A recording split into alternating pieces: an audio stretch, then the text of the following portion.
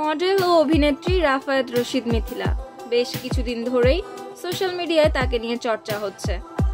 চর্চার বিষয়বস্তু তার দ্বিতীয় সংসারের বিচ্ছেদ নিয়ে। ভালোবেসে বিয়ে করেছিলেন দেশের জনপ্রিয় গায়ক তাহসানকে। সেই সংসারে একটি কন্যা সন্তানও রয়েছে তার। কিন্তু 2017 সালে তাহসানের সঙ্গে প্রথম সংসারের ইতি টানেন এই অভিনেত্রী। এরপর নাট্য নির্মাতা ইফতেখার ফাহিমের সঙ্গে তার মন দেয়া নেওয়া হয়, কিন্তু সেটা বিয়ে পর্যন্ত গড়ায়নি। সর্বশেষ ভালোবেসে বিয়ে করেন ভারতের কলকাতার চিত্র পরিচালক সৃজিত মুখার্জিকে। কয়েকদিন ধরেই শোনা যাচ্ছে সেই সংসারও নাকি নড়বড়ে। বিচ্ছেদের পথে হাঁটছেন এই অভিনেত্রী। 23 সেপ্টেম্বর ছিল সৃজিতের জন্মদিন। দিনটি ঘিরে নানা জনের শুভেচ্ছায় সিক্ত হয়েছেন এ নির্মাতা। তবে মিথিলার কোনো শুভেচ্ছা বার্তা পাওয়া যায়নি, আর তাতেই ছড়িয়েছে বিচ্ছেদের গুঞ্জন।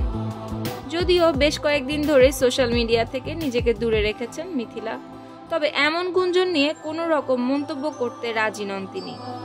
বছর 4 আগে বিয়ে করে মেয়ে আয়রাকে নিয়ে কলকাতাতে সৃজিতের সঙ্গে থিতু হয়েছিলেন মিথিলা, কিন্তু বছরখানেক দেশে ফিরেন। মেয়েকে ভর্তি করিয়েছেন বাংলাদেশের এক স্কুলে। এখানে নানা বাড়িতে বড় হচ্ছে সে। কাজের সূত্রে কখনো আফ্রিকার তানজানিয়া, কখনো ইউরোপে থাকেন মিথিলা। সময় সুযোগ পেলে স্বল্প দিনের জন্য ফেরেন কলকাতায়। দুজনের এই দূরত্বের কারণে সৃজিত মিথিলার দাম্পত্য নিয়ে ফিসফিসানির শেষ নেই। মাঝে মাঝে শোনা যায় বিচ্ছেদের পথে হাঁটছেন তারা।